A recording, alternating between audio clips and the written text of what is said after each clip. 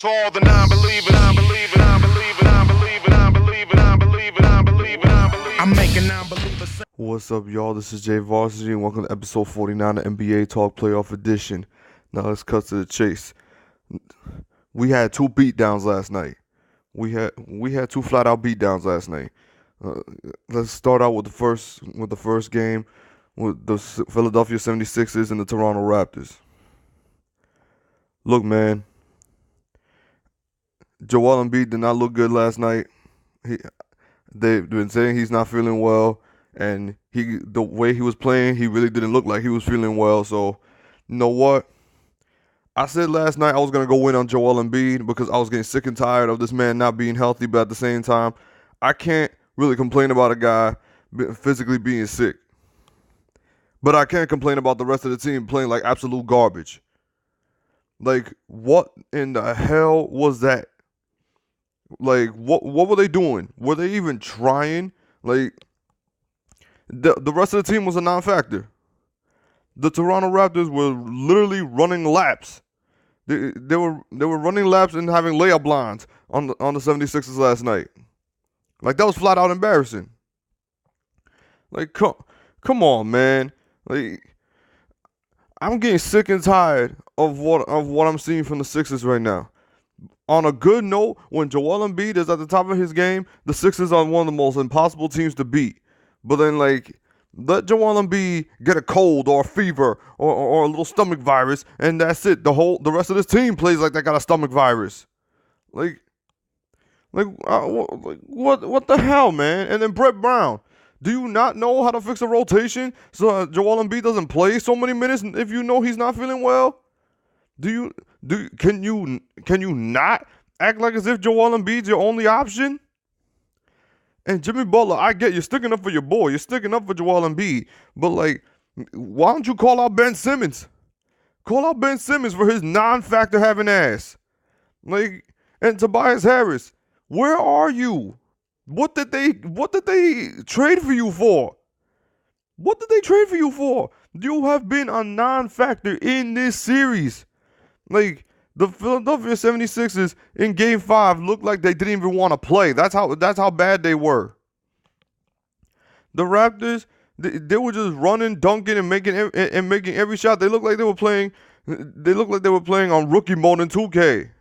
Like, come on, man. I saw no effort. I saw no passion. I saw no urge, no sense of emergency of trying to take a 3-2 lead in a series, and now we're just going to lean on the fact that Joel Embiid is not feeling well. Well, okay, he's not feeling well, but are the rest of you not feeling well also? Like, come on, man. Come on. Like, that was just flat out embarrassing. And then Joel Embiid, you're not feeling well, but then you're looking at the Toronto fans doing the airplane dance in your face, and then you're looking at a stat sheet when you're down 40. If Joel Embiid was not feeling well, why wasn't he in the locker room? Why wasn't he in the locker room? It's bad enough that he was on the floor, but it's bad enough that you're getting blown out by 40 and you're looking at your damn stat sheet. But then, yeah, on to the fact you were getting blown. The Sixers were getting blown out by 40. Like, I saw no effort. I saw no sense of what they were doing last night. Like, they just looked like they were just there to just throw up random shots. They looked like they were going to practice, and the Toronto Raptors came to play a game, which is somewhat of a coincidence because yesterday was the 17-year anniversary of Allen Iverson's iconic practice speech, and, well, not speech, but press conference. But it's just my God, that was embarrassing. That was just flat out embarrassing. Like, what are the Sixers doing? Now they're on the verge of being eliminated at home. And from what I'm seeing, it might just happen.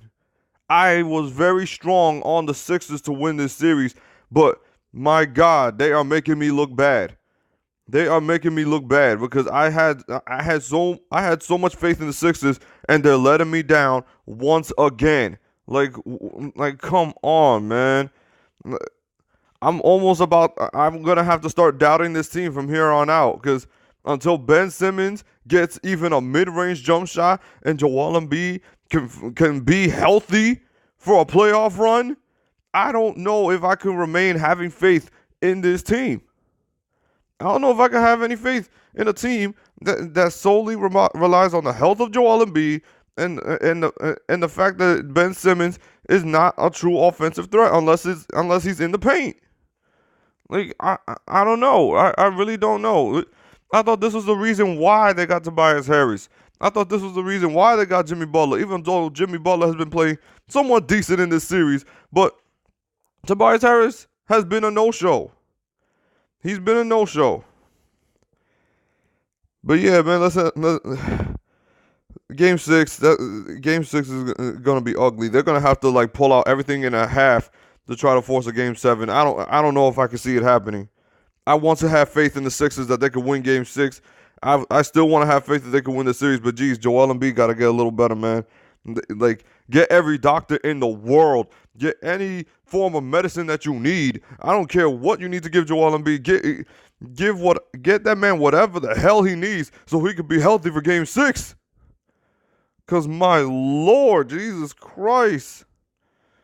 But, yeah.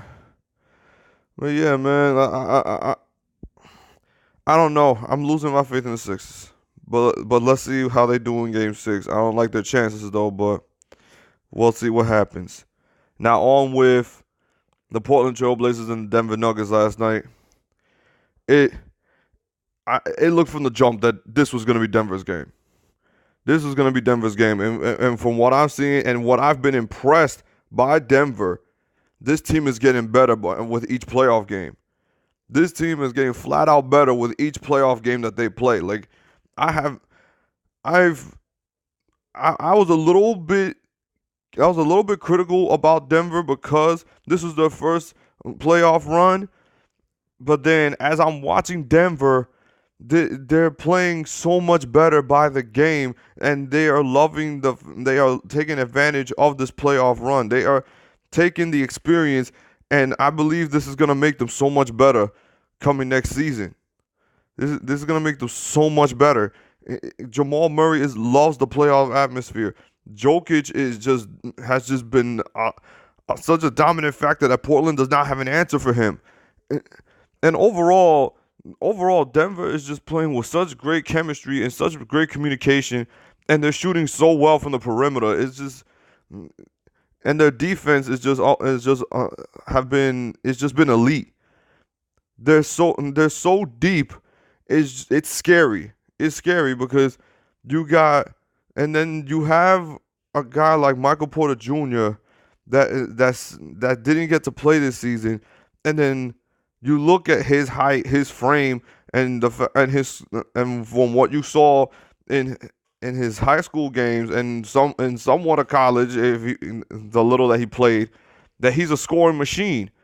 Now you get him healthy for next season, and I say Denver is even better than they are this year, and that's a scary, scary thought because this team is good. This team is good, and on Portland's side, this was a very ugly game for Portland. A very ugly game for Portland. Like you try to get back into this game. This game was somewhat competitive, but then this game just got ugly by halftime. This game got ugly by halftime, and in the second half, it was like you were blown out the water. You got blown out the water. You have no answer for Nikola Jokic. You have no answer for him. You have no answer for Jamal Murray. You barely have an answer for Gary Harris, who has been very decent in defending Damian Lillard. And then Paul Millsap, the last time I heard something good about Paul Millsap had to have been like in 2015 when he was on the Atlanta Hawks. So the fact I'm hearing the name Paul Millsap and dominating a series is just beyond me. His defensive impact, his offensive impact, his veteran leadership. He's showing these guys what it's like to be in the playoffs and try to make a deep run. It's incredible what I'm seeing from this Denver team. They're getting better by the game, and that's a scary thought because Jamal Murray's only 21. I think Nikola Jokic is like 23, 24, I believe. This team is young, and they're going to be around for a long time. They're going to be around for a long time. This Game 5 win was big. Now, going into Portland for Game 6, you know Portland is a better team at home.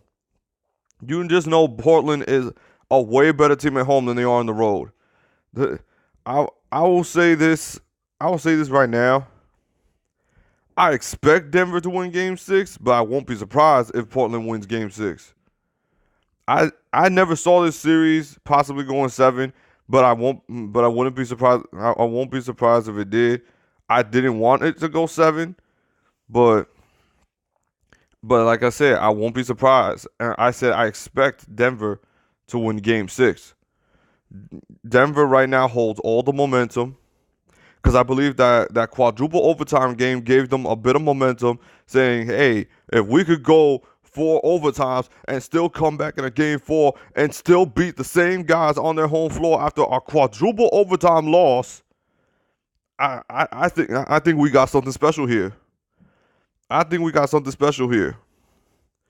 Like, the process in Denver is looking a whole lot better than the process in Philly right now. But yeah, Denver is going into Portland with their backs against the wall. Damian Lillard needs to have an iconic game to keep this series alive, but I don't know if he could pull it off. I really don't.